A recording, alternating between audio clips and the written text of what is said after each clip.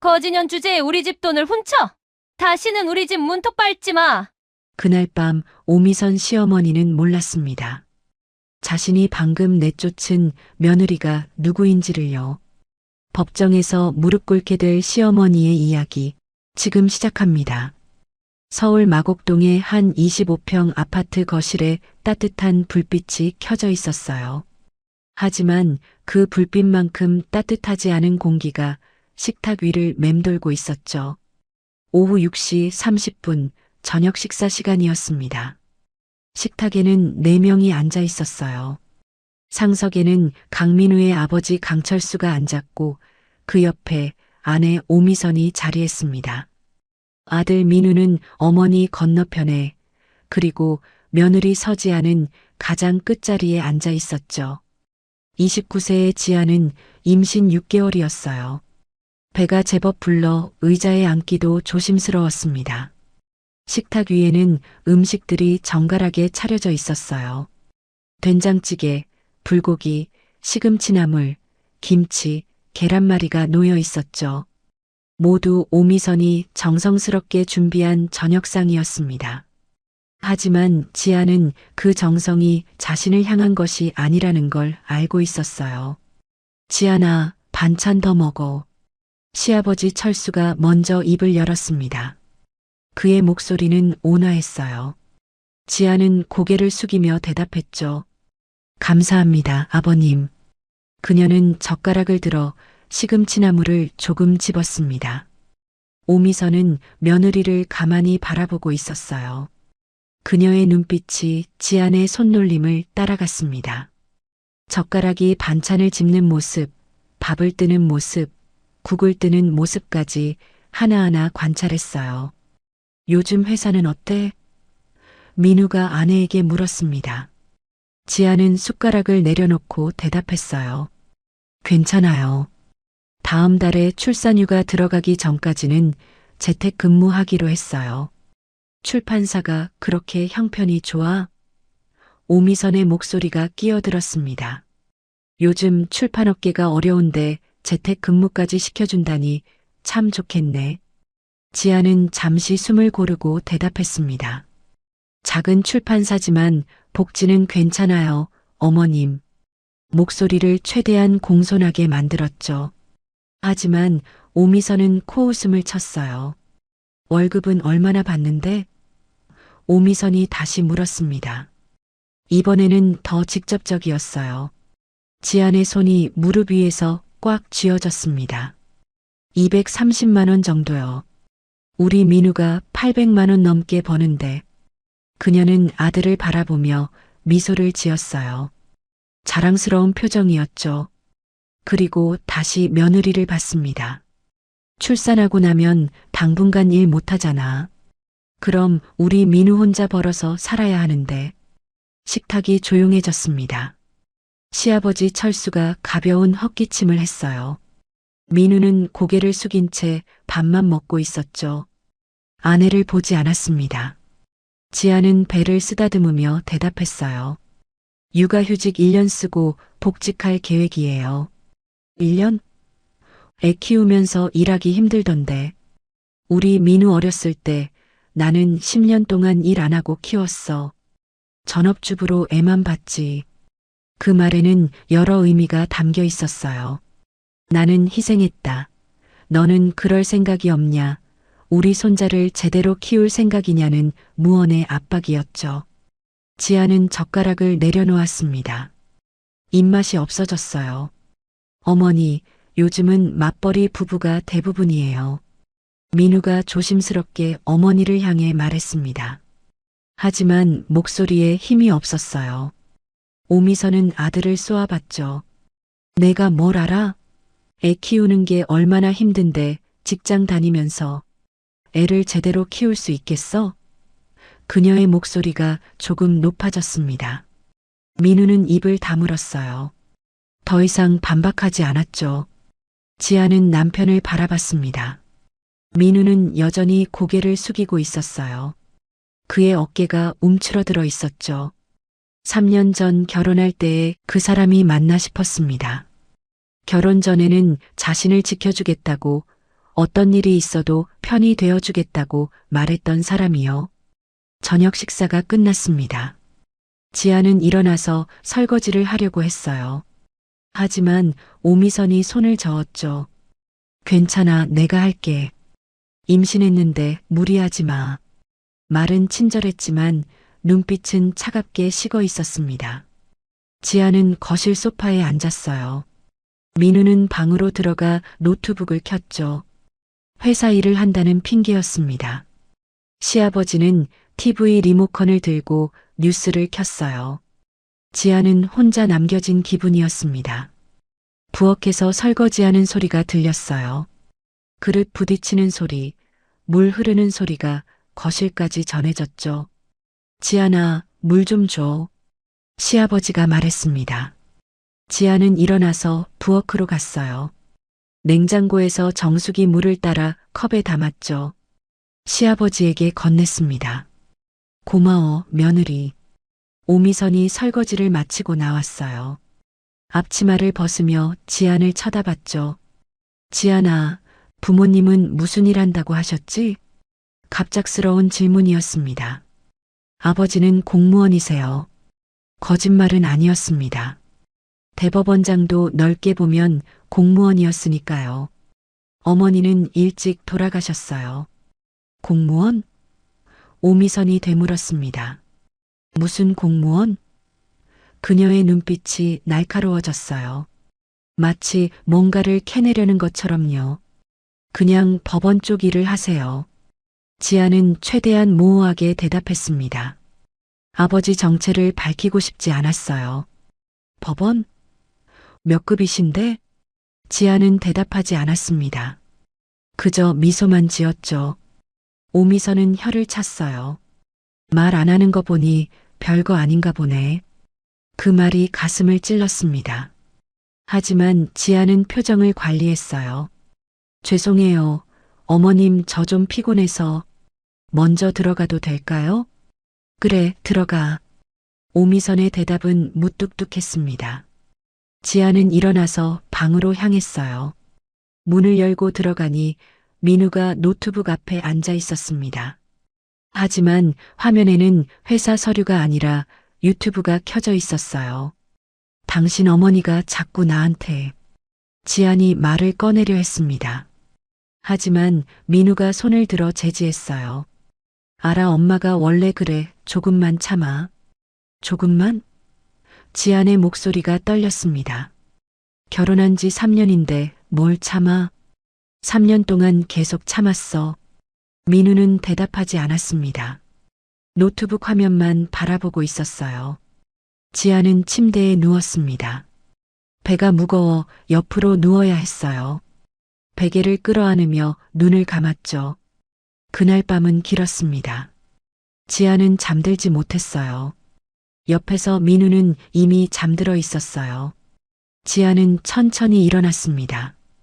화장실에 가려고 방문을 열었어요. 복도는 어두웠죠. 거실 쪽에서 낮은 목소리가 들려왔습니다. 시부모님이 대화하는 소리였어요. 그의 부모가 뭐 하는 사람인지 알아봐야겠어. 오미선의 목소리였습니다. 법원 공무원이라는데 몇 급인지도 안 가르쳐줘. 분명 별거 아닐 거야. 그냥 내버려둬 애도 있잖아. 시아버지의 목소리가 들렸어요. 애가 있어서 더 걱정이지. 제대로 된 집안인지도 모르는데. 지아는 그 자리에서 얼어붙었습니다. 숨을 죽이고 더 들었어요. 우리 민우가 너무 아까워. 대학도 서울대 나왔는데 어째서. 오미선의 한숨소리가 들렸죠. 지아는 조용히 화장실로 갔습니다. 문을 닫고 변기 뚜껑을 덮고 앉았어요. 손으로 얼굴을 감쌌죠. 눈물이 흘러내렸습니다. 소리 내지 않으려고 입을 악물었어요. 결혼 3년 동안 이런 일이 반복됐습니다. 처음에는 참을 수 있었어요. 시어머니가 적응하는 시간이 필요하다고 생각했죠. 하지만 시간이 지날수록 더 심해졌습니다. 매번 은근히 무시하고 집안 배경을 캐물었어요. 아버지에게 말할 수도 있었습니다. 전화 한 통이면 모든 게 해결될 거예요. 대법원장의 딸이라는 걸 밝히면 시어머니 태도가 180도 바뀔 게 분명했죠. 하지만 지아는 그러고 싶지 않았습니다. 그렇게 사는 건 아버지 권력에 기대는 것 같았어요. 지아는 티슈로 눈물을 닦았습니다. 거울을 봤어요. 부은 눈, 창백한 얼굴이 비쳤죠. 손을 배에 올렸습니다. 뱃속에서 아기가 움직이는 게 느껴졌어요. 미안해. 지안이 작게 속삭였습니다. 엄마가 더 강해질게. 3일이 지났습니다. 토요일 오후 3시였어요. 지아는 남편과 함께 시댁을 방문했습니다. 매주 토요일은 시댁에 가는 날이었죠. 오미선의 고집이었어요. 현관문을 열고 들어가자 오미선이 마중 나왔습니다. 왔니? 평소보다 표정이 굳어 있었어요. 뭔가 기분이 좋지 않아 보였죠. 지안과 민우는 신발을 벗고 거실로 들어갔습니다. 오미선은 부엌으로 가서 과일을 깎아왔어요. 민우야, 과일 먹어. 며느리에게는 권하지 않았어요. 지아는 소파에 조심스럽게 앉았습니다. 배가 불러서 앉는 것도 힘들었어요. 민우는 과일을 집어먹으며 TV를 켰죠. 토요일 오후 예능 프로그램이 나오고 있었습니다. 오미선은 방으로 들어갔어요. 잠시 후 나올 때 그녀의 손에는 갈색 봉투가 들려 있었습니다. 봉투는 반쯤 찢어져 있었고 안이 텅 비어 보였어요. 그녀의 얼굴은 붉게 달아올라 있었죠. 민우야. 오미선의 목소리가 떨렸습니다. 왜요, 엄마? 여기 있던 돈 못 봤어? 오미선이 찢어진 봉투를 들어 올렸습니다. 손이 떨리고 있었어요. 500만 원이 들어 있었는데 없어졌어. 민우가 일어났습니다. 500만 원요? 어디 뒀는데요? 오미선은 방을 가리켰어요. 옷장 서랍 안에 넣어뒀는데 지금 가보니까 없어. 아빠한테 주신 거 아니에요? 민우가 물었습니다. 아빠는 출장 갔잖아. 어제부터 부산 갔어. 그럼 민우의 시선이 흔들렸습니다. 순간적으로 아내 쪽을 봤다가 다시 어머니를 봤죠. 오미선의 눈빛이 날카롭게 변했습니다. 천천히 며느리 쪽으로 고개를 돌렸어요. 지아는 소파에 앉아 있었죠. 오미선의 시선을 느끼고 고개를 들었습니다. 지아나, 혹시 너 내 방 들어갔었니? 지아는 고개를 저었어요. 아니요, 어머님 방은 안 들어갔어요. 정말? 오미선이 한 걸음 다가왔습니다. 어젯밤에 여기서 잤잖아. 혼자 있을 때 들어간 거 아니야? 지안의 얼굴이 창백해졌어요. 어머님, 저 정말 안 들어갔어요. 목소리가 떨렸죠. 그럼 돈이 날아갔어? 500만 원이? 저 아니에요. 지안이 일어서려고 했습니다. 하지만 배가 무거워 쉽지 않았어요. 오미선이 더 가까이 다가왔죠. 누가 그래? 증거라도 있어? 엄마, 지안이가 그럴 리 없어요. 민우가 끼어들었습니다. 하지만 목소리에 확신이 없었어요. 오미선이 아들을 쏘아봤죠. 내가 뭘 알아? 사람은 겉으로 봐서 모르는 거야. 오미선은 지안 앞에 섰습니다. 가방 보여줘. 지안의 눈이 커졌죠. 네. 가방 보여달라고. 안 훔쳤으면 보여줄 수 있잖아. 오미선의 말투가 날카로워졌습니다. 지아는 고개를 저었어요. 어머님, 이건 너무하세요. 너무해? 내 돈 500만 원이 없어졌는데 확인해 보는 게 너무해? 저 안 가져갔어요. 지안의 목소리도 높아졌습니다. 임신 후 처음으로 목소리를 높였어요. 어떻게 저한테 이러실 수 있어요? 그 순간 오미선의 손이 번개처럼 움직였습니다. 지안의 머리카락을 움켜쥐었어요. 이 거짓말쟁이가... 지안의 비명이 터져 나왔습니다.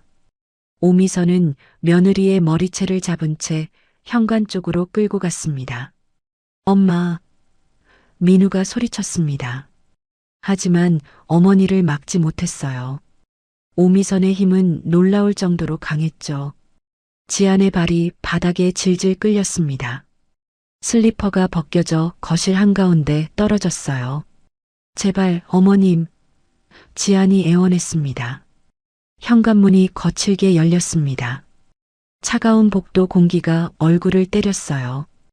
오미선은 며느리를 복도로 밀어냈습니다. 지안이 비틀거리며 벽에 부딪혔죠. 등이 차가운 벽에 닿았습니다. 거지년 주제에 우리 집 돈을 훔쳐? 오미선이 소리쳤습니다. 그녀의 목소리가 복도 전체에 울려 퍼졌어요. 옆집 문 뒤에서 누군가 숨죽이는 기척이 느껴졌지만 아무도 나오지 않았습니다. 저 안 했어요. 지안의 목소리는 떨리고 있었어요. 눈물이 뺨을 타고 흘러내렸죠. 다시는 우리 집 문턱 밟지 마. 문이 3개 닫혔습니다. 그 소리가 복도를 울렸어요. 지안은 차가운 복도 바닥에 주저앉았습니다. 맨발이었어요. 한쪽 슬리퍼는 집안에 남겨졌고 다른 한쪽은 복도에 떨어져 있었죠. 복도 창문 밖으로 빗방울이 떨어지기 시작했습니다. 처음에는 한두 방울이었지만 곧 굵은 빗줄기로 변했어요. 지안은 등을 벽에 기댔습니다. 무릎을 구부리려 했지만 배가 불러서 완전히 웅크릴 수 없었어요. 손을 배에 올렸죠. 뱃속에서 아기가 움직이는 게 느껴졌습니다. 미안해, 아가야. 지안의 목소리는 갈라져 있었어요. 현관문을 바라봤습니다. 남편이 나올 거라고 생각했어요. 문을 두드렸죠. 민우야, 제발 문 좀 열어줘. 떨리는 목소리로 말했습니다. 문 너머로 발소리가 들렸습니다. 민우였어요. 하지만 문은 열리지 않았죠. 여보, 제발. 지안이 다시 문을 두드렸습니다. 엄마가 진정하면 들어와. 민우의 목소리가 문 너머로 들렸습니다. 차갑고 무뚝뚝했어요. 나 진짜 안 했어, 믿어줘. 지안이 애원했죠. 나도 모르겠어. 일단 엄마 진정시킬게. 민우의 발소리가 멀어졌습니다. 그는 거실로 돌아가고 있었어요. 지안을 복도에 남겨둔 채로요. 지안은 문에 이마를 댔습니다. 차가운 철문이 뜨거운 눈물을 식혀주었어요. 복도 센서 등이 꺼졌다가 그녀의 움직임에 다시 켜졌죠. 시계를 봤습니다. 오후 4시였어요. 주머니를 더듬었습니다. 텅 비어 있었어요. 핸드폰도 지갑도 아무것도 없었죠. 집안에 두고 온 것들이었습니다. 맨발로 쫓겨나면서 아무것도 챙기지 못했어요. 빗소리가 더욱 거세졌습니다. 복도 창문 틈으로 빗물이 들어와 바닥을 적시기 시작했어요. 지안의 어깨에도 빗물이 튀었죠. 차가웠습니다. 시간이 얼마나 흘렀을까요? 30분쯤 지났을 거예요. 지안은 다시 문을 두드렸습니다. 민우야, 나 추워, 제발. 하지만 이번에는 아무 대답도 없었어요. 옆집 문이 살짝 열렸습니다. 중년 여자가 고개를 내밀었어요. 지안과 눈이 마주쳤죠. 하지만 그 여자는 황급히 문을 닫아버렸습니다. 아무도 도와주지 않았어요. 지안은 벽을 짚고 천천히 일어났습니다. 복도를 걸어 엘리베이터 쪽으로 갔어요. 떨리는 손으로 번호를 눌렀죠. 아버지 핸드폰 번호였습니다. 그리고 연결되었죠. 여보세요. 낮고 단단한 남성의 목소리가 들렸습니다. 지안의 입술이 떨렸어요. 아빠. 겨우 나온 말이었습니다. 수화기 너머로 의자가 뒤로 밀리는 소리가 들렸어요. 급하게 움직이는 발소리, 열쇠 소리가 연달아 들렸죠. 지안아, 어디야? 지금 어디 있어? 서태준의 목소리에 긴장이 묻어났습니다. 하지만 동요하지 않는 차분함도 함께 있었어요. 마곡동 아파트 복도. 지안의 목소리가 떨렸습니다. 그녀는 떨리는 목소리로 주소를 말했어요. 수화기 너머로 차 시동 거는 소리가 들렸습니다. 그 자리에서 움직이지 마라. 아빠가 간다. 서태준의 목소리는 낮았지만 단호했어요. 그리고 전화가 끊어졌죠. 지아는 수화기를 천천히 내렸습니다. 벽에 등을 기대고 주저앉았어요. 차가운 바닥이 맨발을 얼렸죠. 하지만 이제 조금 안심이 됐습니다. 아빠가 오고 있었어요. 복도는 고요했습니다. 빗소리와 지안의 흐느낌만 울려 퍼졌어요. 시계를 봤습니다. 오후 4시 30분. 아버지가 오려면 40분은 걸릴 거예요. 지아는 눈을 감았습니다. 뱃속 아기를 쓰다듬으며 속삭였죠. 괜찮아, 아가야. 할아버지가 오고 계셔. 복도 끝에서 엘리베이터 도착 소리가 들렸어요. 하지만 아무도 내리지 않았죠. 문이 닫히는 소리만 들렸습니다. 지아는 계속 기다렸어요. 아버지를, 구원을, 정의를 기다렸습니다. 복도 바닥에 앉아 떨고 있던 그 순간 이미 전쟁은 시작되고 있었습니다. 지아는 여전히 복도 바닥에 앉아 있었어요. 40분이 지났죠. 몸이 차갑게 얼어가고 있었습니다. 맨발의 발가락은 이미 감각을 잃어가고 있었어요. 젖은 옷이 몸에 달라붙어 한기가 뼛속까지 파고들었죠. 아래층에서 급한 발소리가 들렸습니다. 계단을 빠르게 올라오는 소리였어요. 엘리베이터가 아니라 계단이었죠. 누군가 정말 급하게 움직이고 있었습니다. 지아는 고개를 들었어요. 어둠 속에서 한 남자가 나타났습니다. 검은색 코트를 입은 50대 중반 남자였어요. 비에 젖은 어깨, 굳게 담은 입술, 날카로운 눈빛이 한눈에 들어왔죠. 지아나, 서태준이 소리쳤습니다. 그는 달려와 딸 앞에 무릎을 꿇었어요. 차가운 복도 바닥에 정장 바지가 닿았지만 개의치 않았죠. 손이 지안의 뺨을 감쌌습니다. 따뜻한 손이었어요. 아빠, 지안의 목소리가 떨렸습니다. 서태준은 딸을 꽉 안았어요. 한 손은 딸의 머리를 쓰다듬고 다른 손은 등을 감쌌죠. 괜찮아, 아빠 왔어. 지아는 아버지 품에서 흐느꼈습니다. 참았던 눈물이 터져 나왔어요. 어깨가 격하게 떨렸죠. 서태준은 딸을 안은 채 천천히 일어섰습니다. 지안의 몸을 들어 올렸어요. 임신 6개월의 무게가 있었지만 그에게는 가벼웠죠. 맨발로. 서태준의 목소리가 낮게 갈렸습니다. 딸의 차갑게 얼어붙은 발을 봤어요. 턱에 근육이 씹혔죠. 누가 한 거냐? 지아는 대답하지 못했습니다. 그저 아버지 코트에 얼굴을 묻고 울었어요. 서태준은 현관문을 바라봤습니다. 그의 눈빛이 차갑게 식었어요.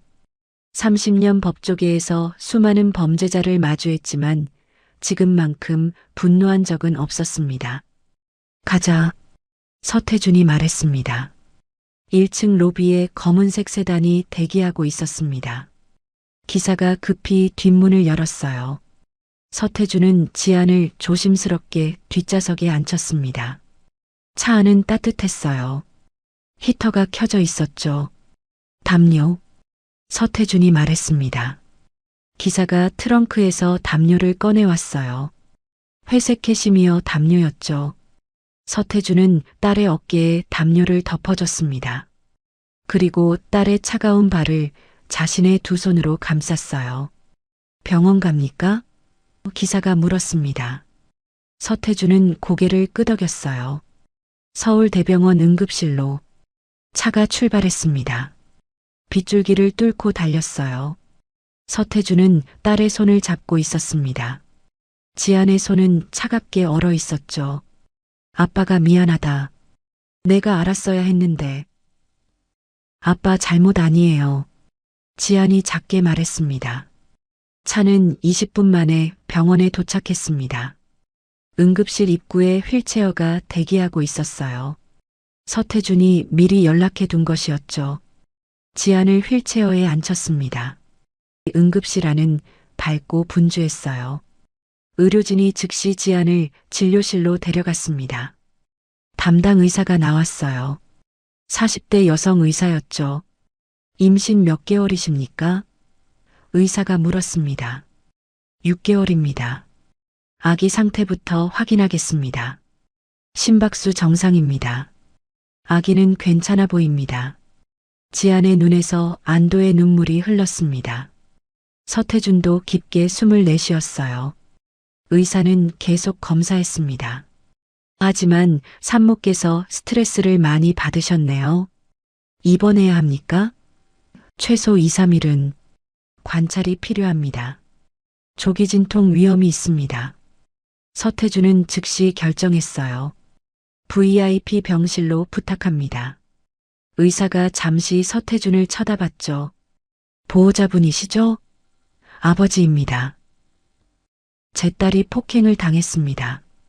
진단서 발급 부탁드립니다. 상세하게요. 의사는 고개를 끄덕이며 지안을 다시 살폈습니다. 어깨와 등에도 멍이 들었습니다. 사진 촬영도 부탁드립니다. 증거용입니다. 의사는 고개를 끄덕였어요. 간호사에게 카메라를 가져오라고 했죠. 1시간 후 지안은 VIP 병실로 옮겨졌습니다. 넓고 조용한 1인실이었어요. 서태준은 딸 옆 의자에 앉았습니다. 지안아, 무슨 일이 있었는지 말해줄 수 있니? 지안은 천천히 그날 일을 이야기하기 시작했습니다. 500만 원 도둑 누명, 머리채를 잡힌 것, 복도로 쫓겨난 것, 남편이 문을 열어주지 않은 것, 모든 것을 말했어요. 서태준은 말없이 들었습니다. 표정은 변하지 않았지만 손은 꽉 쥐어져 있었죠. 왜 진작 말하지 않았니? 아빠 권력으로 살고 싶지 않았어요. 평범하게 살고 싶었어요. 평범하게? 이게 평범한 거니? 임신한 몸으로 복도에 쫓겨나는 게? 지안은 대답하지 않았습니다. 눈물만 흘렀어요. 지안아, 듣거라. 아빠는 30년 동안 법을 지켰다. 권력을 사적으로 쓴 적 없다. 그는 잠시 말을 멈췄어요. 그리고 단호하게 말했습니다. 하지만 이번엔 다르다. 이건 권력 남용이 아니야. 정당한 법 집행이다. 내 시어머니는 폭행죄, 협박죄를 저질렀어. 법대로 처벌받을 거야. 서태준은 자리에서 일어났습니다. 그는 휴대폰을 꺼내 전화를 걸었습니다. 김비서, 서태준의 목소리가 차갑게 식었습니다. 법무법인 정도 대표한테 연락해. 지금 당장 만나야 해. 전화를 끊고 다시 걸었습니다. 이번엔 다른 번호였어요. 검사님, 서태준입니다. 급한 건으로 연락드립니다. 지아는 아버지의 뒷모습을 바라봤습니다. 하지만 동시에 두려웠습니다. 아버지가 움직이면 태풍이 일어날 거였어요. 밤 10시 병실 문이 열렸습니다. 정장을 입은 50대 남자가 들어왔어요. 서류 가방을 들고 있었죠. 대법원장님. 그가 고개를 숙여 인사했습니다. 정 변호사 고맙네. 서태준이 악수를 청했어요. 두 사람은 병실 소파에 앉았습니다. 정 변호사가 서류 가방을 열었어요. 상황 파악했습니다. 어떻게 진행하시겠습니까? 폭행죄, 협박죄, 그리고 명예훼손, 가능한 모든 혐의로 고소합니다. 정 변호사가 고개를 끄덕였어요. 민사는요? 손해배상 청구도 준비하세요. 정신적 피해, 의료비, 모든 것. 남편분은? 정 변호사가 조심스럽게 물었습니다. 서태준은 잠시 생각했어요. 방조제 검토 문 열어주지 않은 것도 문제가 될 수 있습니다. 지안이 침대에서 일어나려 했습니다. 아빠, 너무 심한 거 아니에요? 서태준이 딸을 봤어요. 심해? 너한테 한 짓이 심하지 않니? 지안의 목소리가 작아졌습니다. 서태준은 딸 옆에 앉았어요. 지안아, 이건 복수가 아니야. 정의야, 법이 있는 이유가 뭔지 아니? 약자를 보호하기 위해서야. 정 변호사가 서류를 꺼냈습니다. 내일 아침 고소장 접수하겠습니다. 그리고 그가 또 다른 서류를 꺼냈어요. 이혼 소송도 준비할까요? 지안의 눈이 커졌습니다. 이혼 그 단어를 들으니 현실감이 왔어요. 서태준이 딸을 봤습니다. 내 결정이다. 아빠는 내가 원하는 대로 할게. 지아는 한참을 생각했어요. 남편 민우의 얼굴이 떠올랐죠. 문을 열어주지 않던 그 모습이. 일단 보류할게요. 서태준은 고개를 끄덕였습니다. 밤 11시 정 변호사가 떠났습니다. 서태준은 병실에 남았어요.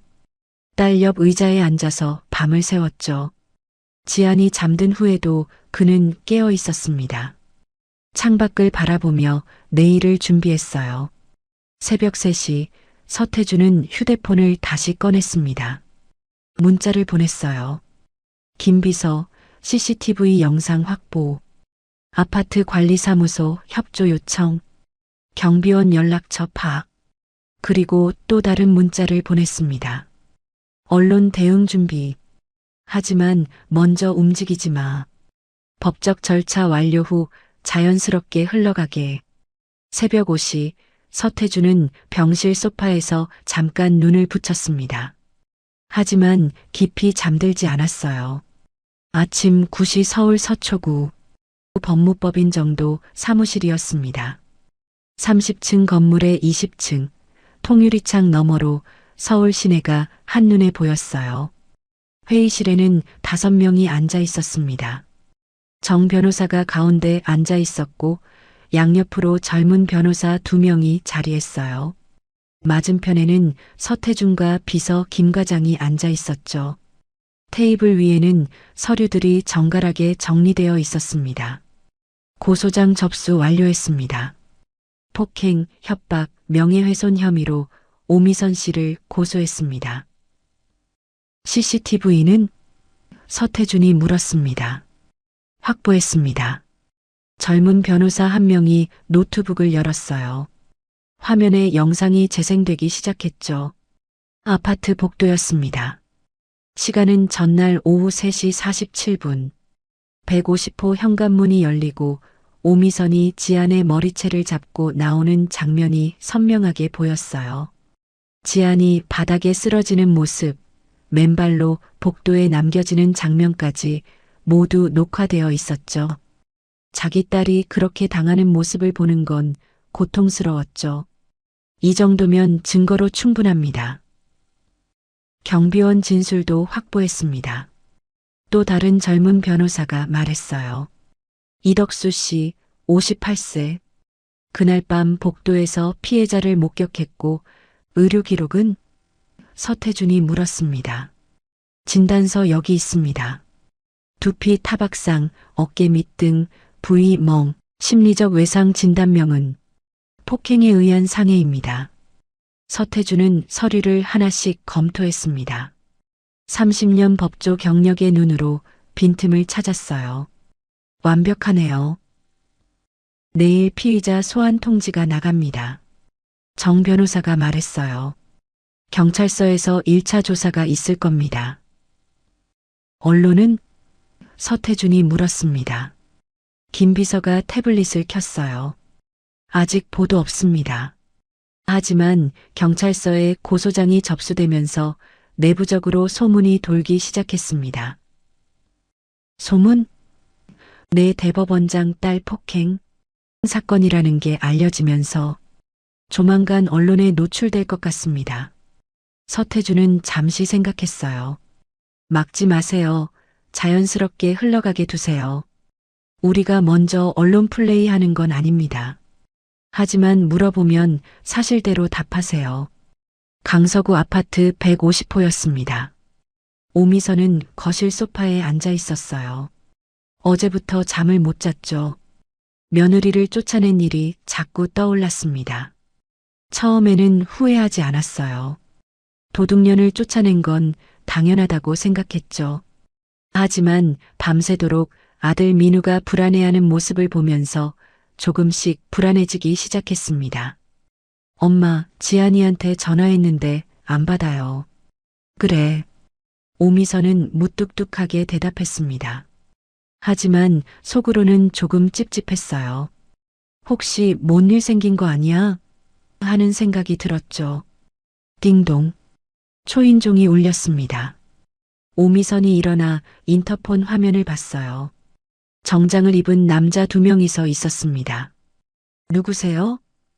법무법인 정도입니다. 오미선 씨 계십니까? 법무법인? 변호사? 잠깐만요. 민우야 변호사래. 민우의 얼굴이 창백해졌습니다. 현관으로 가서 문을 열었죠. 2명의 변호사가 서류 가방을 들고 서 있었습니다. 오미선 씨 맞으십니까? 한 변호사가 물었습니다. 오미선이 고개를 끄덕였어요. 네, 저인데요. 고소장 사본 전달하러 왔습니다. 고소요? 오미선의 목소리가 떨렸습니다. 네. 피해자 서지한 씨가 폭행, 협박, 명예훼손 혐의로 고소하셨습니다. 오미선의 얼굴에서 혈색이 빠져나갔습니다. 봉투를 뜯으려다 손이 떨려 떨어뜨렸어요. 민우가 주워서 봉투를 열었습니다. 안에서 여러 장의 서류가 나왔죠. CCTV 영상, 의료 기록, 증인 진술이 모두 확보되어 있습니다. 내일 오전 10시까지 강서경찰서로 출석하시기 바랍니다. 잠깐만요. 민우가 소리쳤습니다. 이게 무슨 일입니까? 우리 어머니가 뭘 잘못했다고. 박민우 씨 맞으십니까? 네, 그런데요. 귀하도 방조 혐의로 추가 고소 검토 중입니다. 변호사의 말에 민우가 얼어붙었어요. 문을 열어주지 않았다는 증언이 있습니다. 이럴 수가. 그녀의 목소리는 떨리고 있었죠. 그리고 변호사가 한 가지 더 꺼냈습니다. 피해자의 아버님께서 직접 사건을 관리하고 계십니다. 아버지?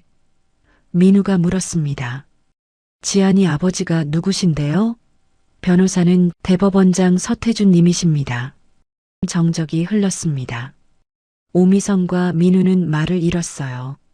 대법원장 그 단어가 머릿속에서 맴돌았죠. 민우의 입이 벌어졌습니다. 대법원장이요? 서지한 씨는 서태준 대법원장의 외동딸이십니다. 변호사가 명함을 꺼내 테이블에 놓았어요. 변호인 선임하시길 권합니다. 이 사건은 단순하지 않습니다.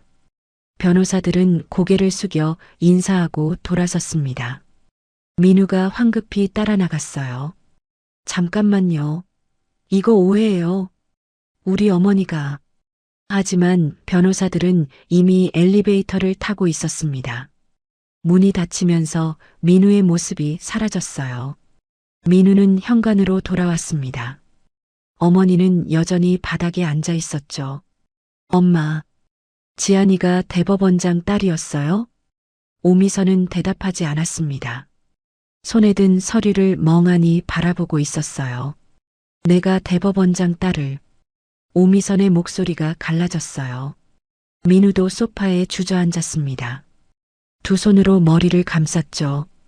왜 말 안 했어? 왜 숨긴 거야? 민우가 중얼거렸습니다. 하지만 이미 늦었어요. 돌이킬 수 없었죠.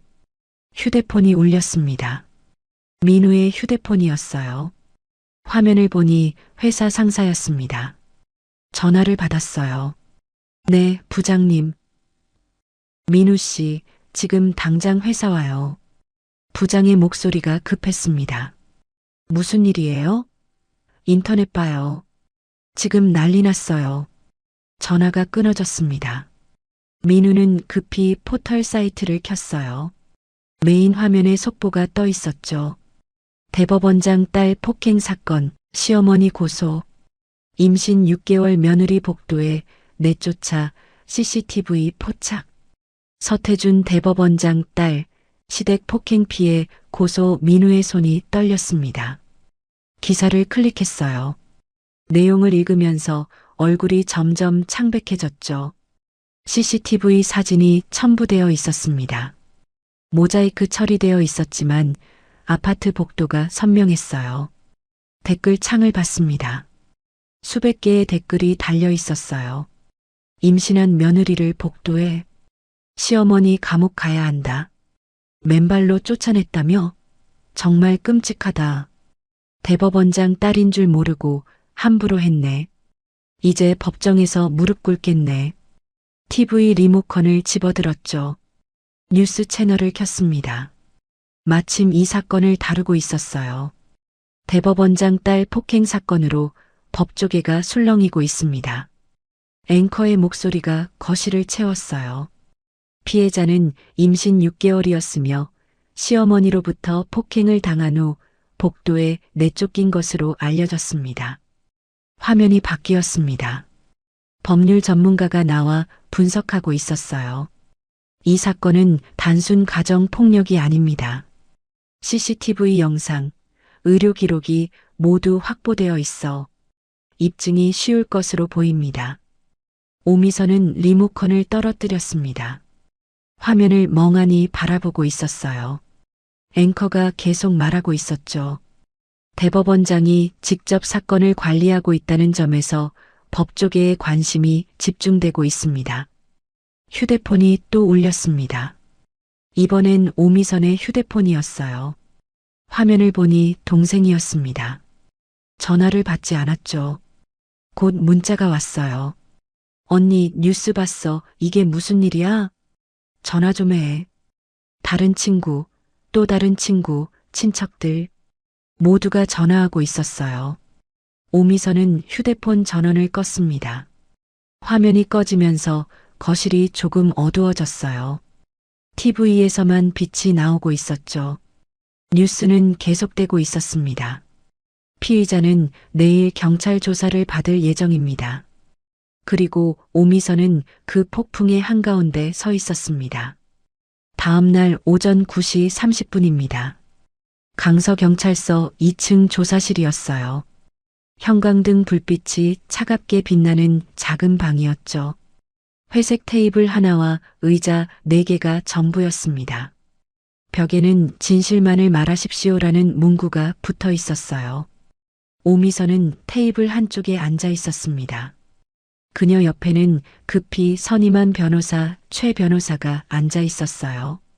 50대 중반의 남자였죠.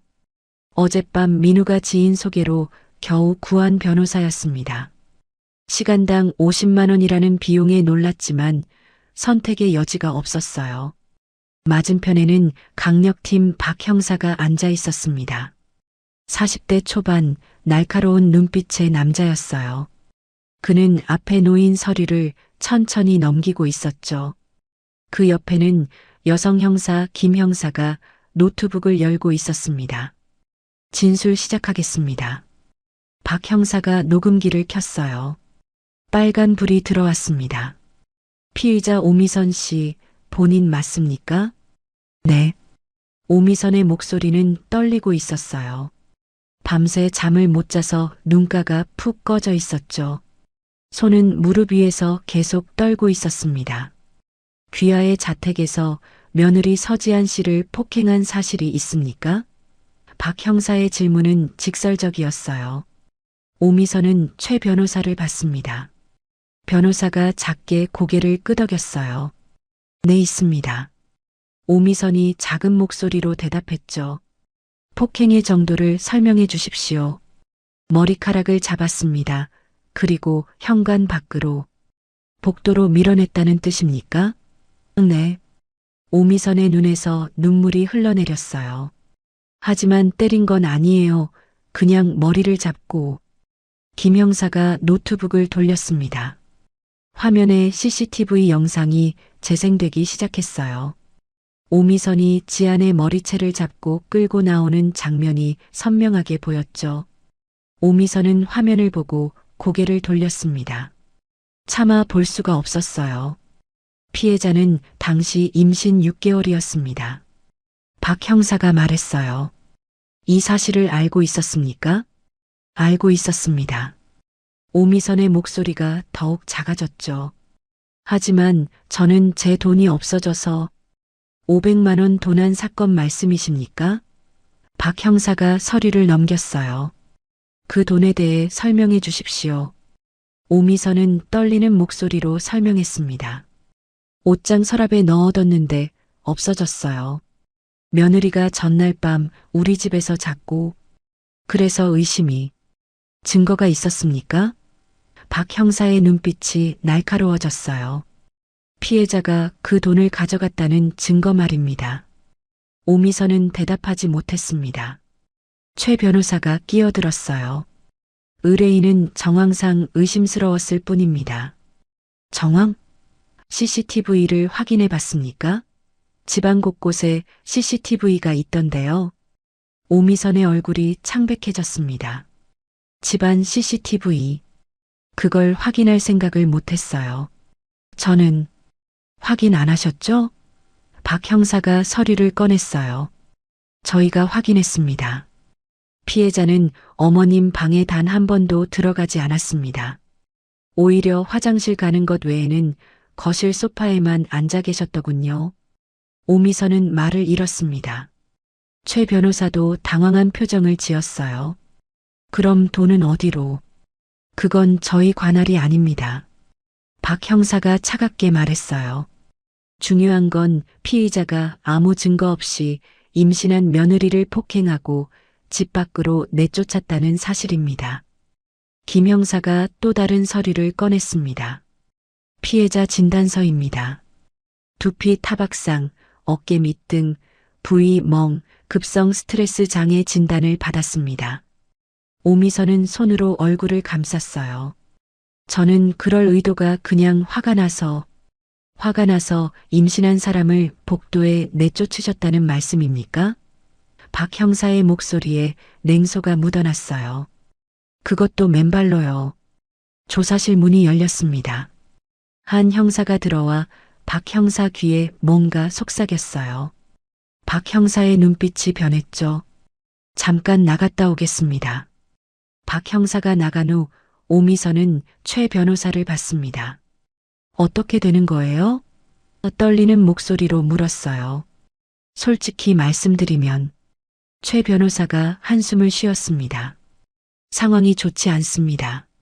CCTV 증거가 명확하고 피해자가 임신부라는 점, 피해자 아버지가 대법원장이라는 점입니다.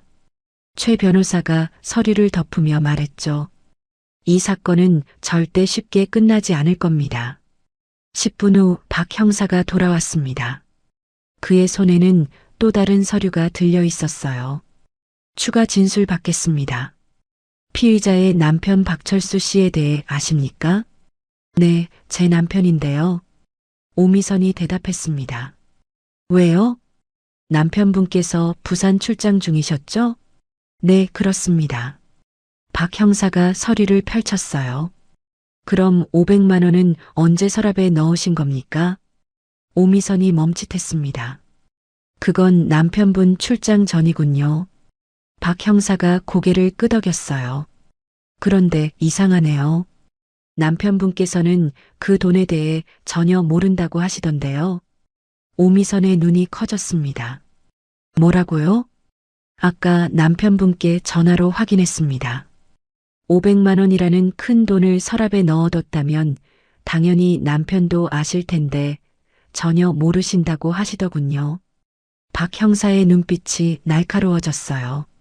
오미선은 입을 때려다 말았습니다. 최 변호사가 급히 끼어들었어요. 의뢰인이 혼란스러운 상태입니다. 잠시 휴식 시간을 주시겠습니까? 10분 드리겠습니다. 박 형사가 일어섰어요. 두 형사가 조사실을 나갔죠. 문이 닫히자 오미선이 무너졌습니다. 어떻게 정말 돈이 없어진 줄 알았는데 손으로 머리를 감싸 쥐었어요. 지금 중요한 건 그게 아닙니다. 최 변호사가 냉정하게 말했어요. 증거 없이 며느리를 폭행한 사실은 변하지 않습니다. 최선은 합의입니다. 합의요? 오미선이 고개를 들었어요. 얼마나 들까요? 최소 3천만 원에서 5천만 원 사이일 겁니다. 최 변호사의 말에 오미선의 입이 벌어졌죠. 그렇게요? 그것도 상대방이 합의해 준다면입니다. 최 변호사가 한숨을 쉬었어요. 대법원장 딸이 쉽게 합의해 줄 것 같습니까? 오미선은 대답하지 못했습니다. 조사실은 고요했어요. 형광등 돌아가는 소리만 희미하게 들렸죠. 같은 시각 병원 VIP 병실이었습니다. 지아는 침대에 반쯤 기대어 앉아 있었어요.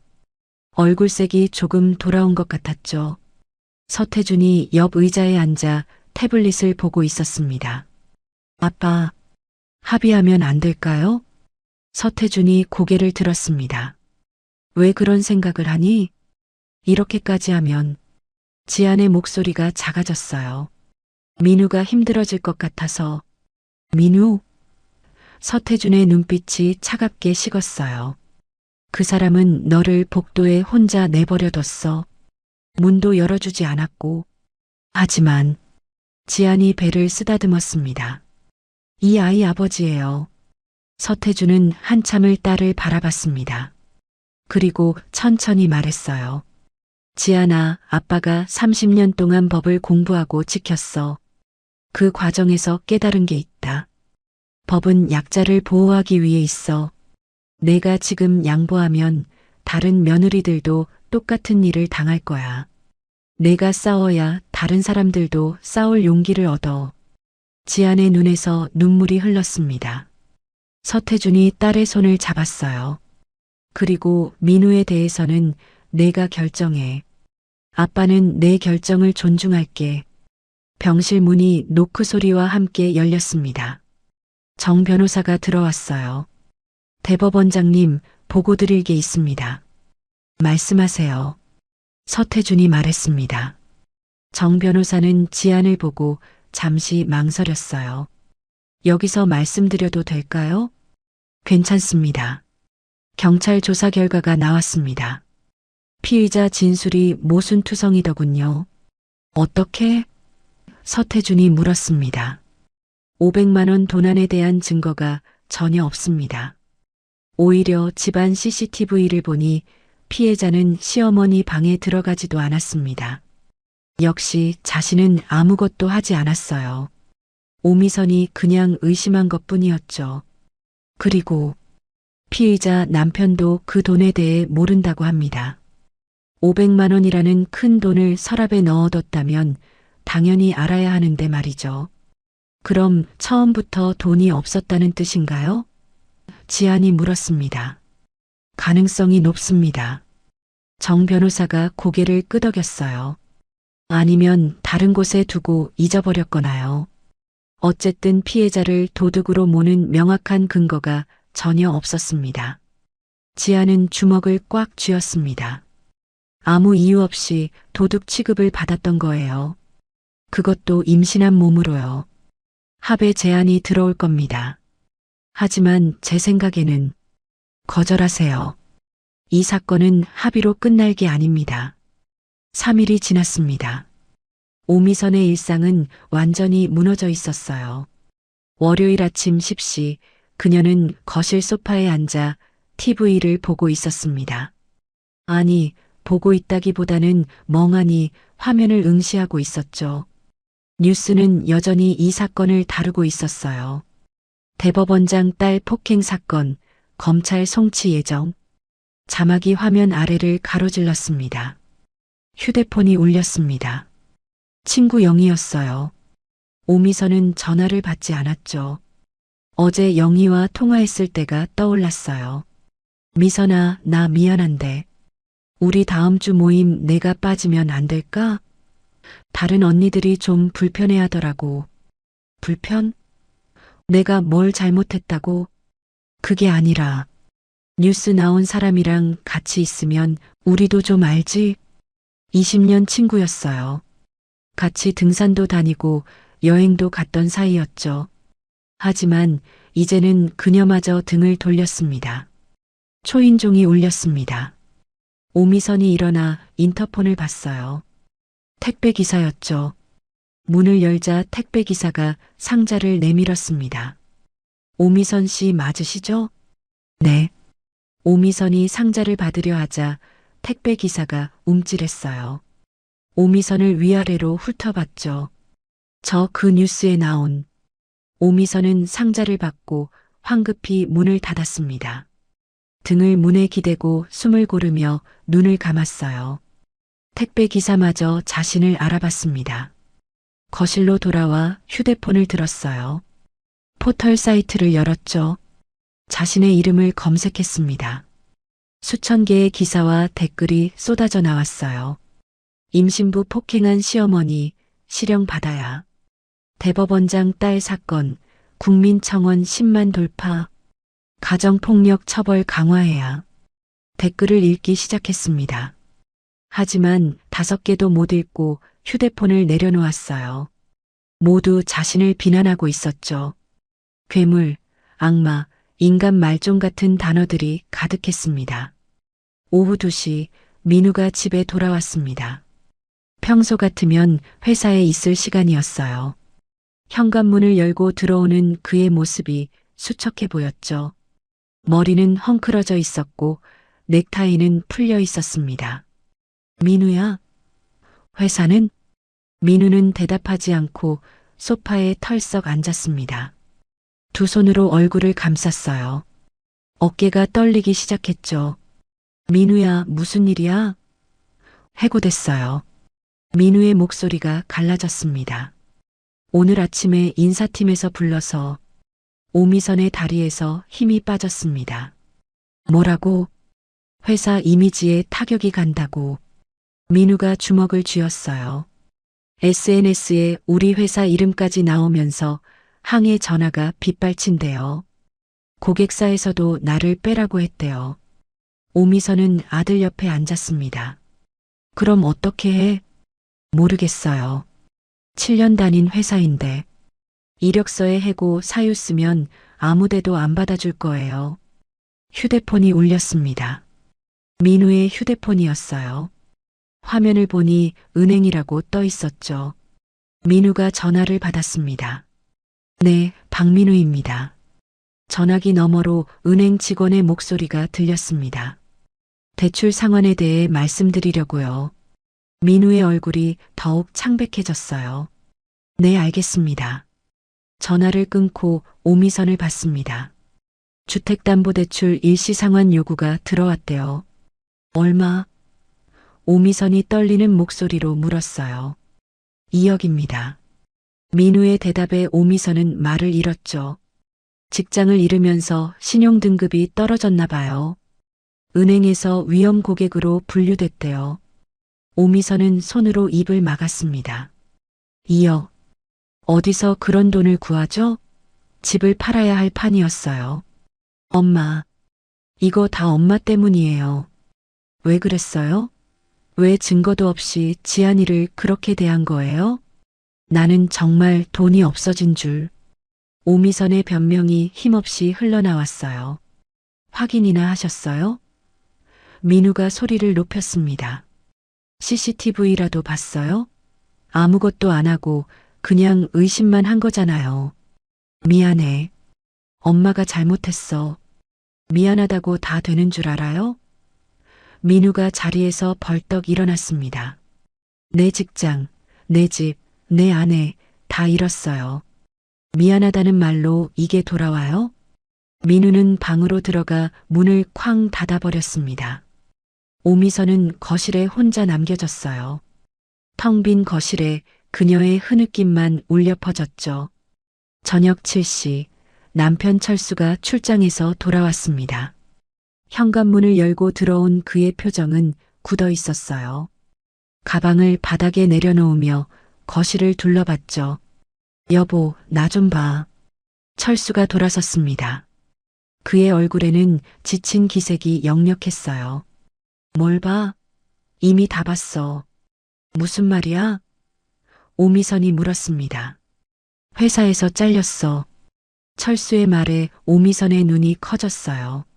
중소기업 사장인데 이런 스캔들 나면 거래처가 어떻게 보겠어? 이사회에서 결정했어. 나보고 물러나래. 오미선은 벽에 기대었습니다. 남편마저 직장을 잃었어요. 그럼 우리 집도 팔아야 할 거야. 민우 대출 2억, 우리 대출 1억 5천. 합의금까지 생각하면 최소 4억은 필요해. 합의금? 오미선이 떨리는 목소리로 물었어요. 변호사가 연락했어. 철수가 휴대폰을 꺼냈어요. 상대방 측에서 합의 의사가 없대.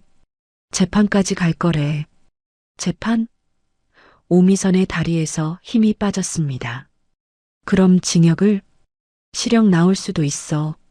철수의 목소리는 차갑게 식어 있었어요. 임신부 폭행은 가중처벌 대상이거든. 게다가 CCTV 증거까지 명확하고. 어떻게나 어떻게. 지금 와서 어떡하긴. 철수가 한숨을 쉬었어요. 왜 그랬어? 정말 왜 그랬냐고?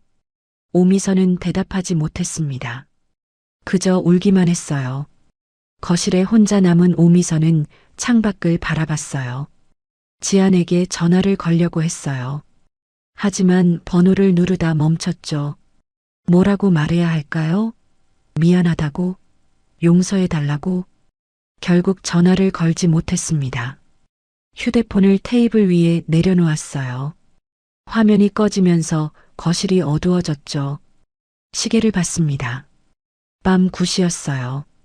평소 같으면 저녁 설거지를 하고 TV를 보며 남편과 이야기를 나눌 시간이었죠.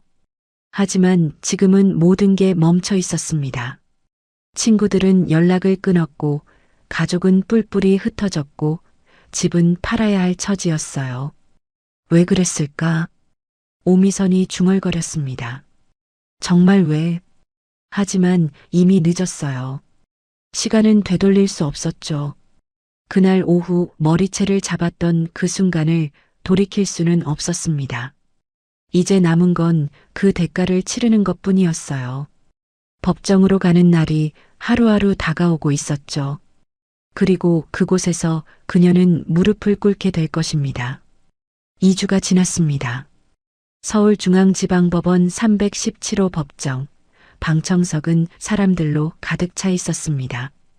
기자들이 앞줄을 차지하고 있었고 뒷줄에는 일반 방청객들이 앉아 있었어요. 모두 이 재판을 보러 온 사람들이었죠. 오미선은 피고석에 앉아 있었습니다. 검은색 정장을 입고 있었지만 옷이 헐렁해 보였어요. 2주 사이에 5kg는 빠진 것 같았죠. 옆에는 최 변호사가 앉아 있었습니다. 그는 서류를 정리하며 오미선에게 작게 속삭였어요. 최대한 진심으로 사과하세요. 그게 유일한 방법입니다. 반대편 원고석에는 지안이 앉아 있었습니다. 그녀는 배가 더 불러 있었어요. 임신 7개월이 넘었죠. 검은색 원피스를 입고 있었고 표정은 차분했습니다. 옆에는 정 변호사가 앉아 있었어요. 방청석 뒷줄에 서태준이 앉아 있었습니다. 평소 대법원에서 판사석에 앉는 그였지만 오늘은 딸을 지켜보는 아버지로서 방청석에 있었죠. 그의 눈빛은 조용했지만 날카로웠어요. 뒷문이 열리고 판사가 들어왔죠. 50대 후반의 여성 판사였습니다. 이혜진 판사, 20년 경력의 베테랑이었어요. 착석하세요. 판사의 말에 모두가 앉았습니다. 이혜진 판사는 앞에 놓인 서류를 펼쳤어요. 사건 번호 2025고단 1847호 폭행 및 명예훼손 사건 공판을 시작하겠습니다. 검사가 일어났습니다. 40대 초반의 남성 검사였어요. 검사 김태윤입니다. 먼저 공소사실을 낭독하겠습니다. 검사는 서류를 들었습니다. 피고인 오미선은 오후 3시 47분경 서울 강서구 소재 자택에서 며느리인 피해자 서지안을 폭행하고 명예를 훼손했습니다. 피해자는 당시 임신 6개월이었으며 피고인은 아무 증거 없이 피해자를 도둑으로 몰아 머리채를 잡고 복도로 끌어냈습니다. 피고인의 행위로 피해자는 두피 타박상, 어깨 밑 등 부위 멍, 급성 스트레스 장애를 입었으며 맨발로 복도에 방치되어 저체온 위험에 노출되었습니다. 증거 자료를 제출하겠습니다. 검사가 USB를 법원 직원에게 건넸어요. 직원이 컴퓨터에 꽂자 법정 스크린에 영상이 재생되기 시작했습니다. 오미선이 지안의 머리채를 잡고 나오는 장면이 선명하게 보였죠. 지안이 비틀거리며 복도 벽에 부딪히는 모습, 맨발로 바닥에 주저앉는 장면이 이어졌습니다. 방청석에서 작은 탄식 소리가 들렸어요.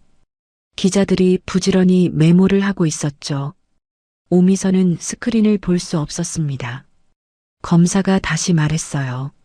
이 영상은 아파트 복도 CCTV에 녹화된 것으로 피고인의 폭행 행위를 명백히 보여줍니다.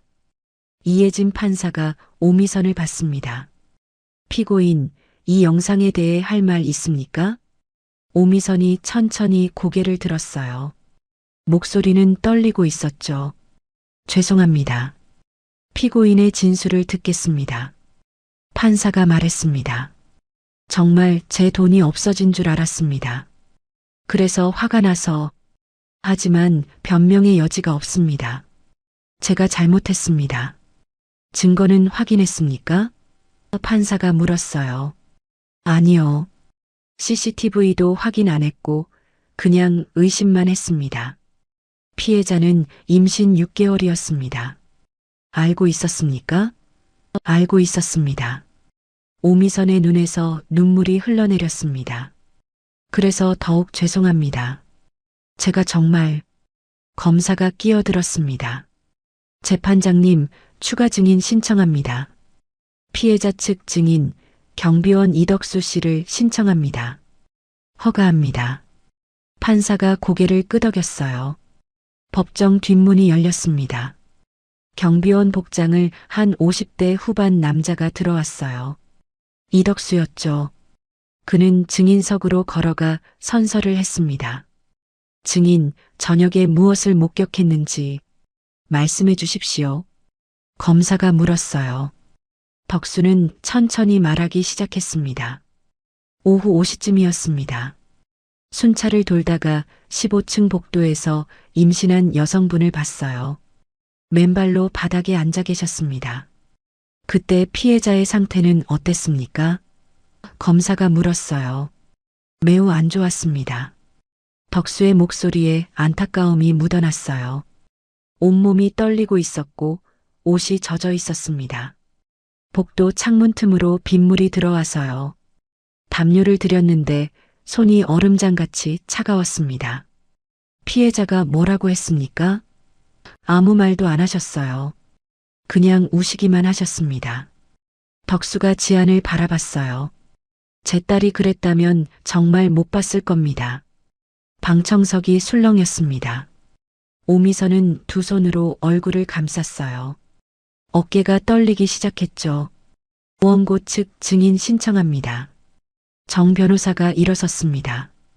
피해자 서지안 씨를 신청합니다. 지안이 천천히 일어났습니다. 배가 불러서 움직이기 힘들었지만 증인석까지 걸어갔어요. 선서를 하고 앉았죠. 피해자분, 사건 당일 상황을 진술해 주시겠습니까? 정 변호사가 물었습니다. 지안은 잠시 숨을 고르고 말하기 시작했어요. 시어머니께서 500만 원이 없어졌다며 저를 의심하셨습니다. 저는 아니라고 말씀드렸지만 믿지 않으셨어요. 그 다음은요? 머리채를 잡으셨습니다. 지안의 목소리가 떨렸어요.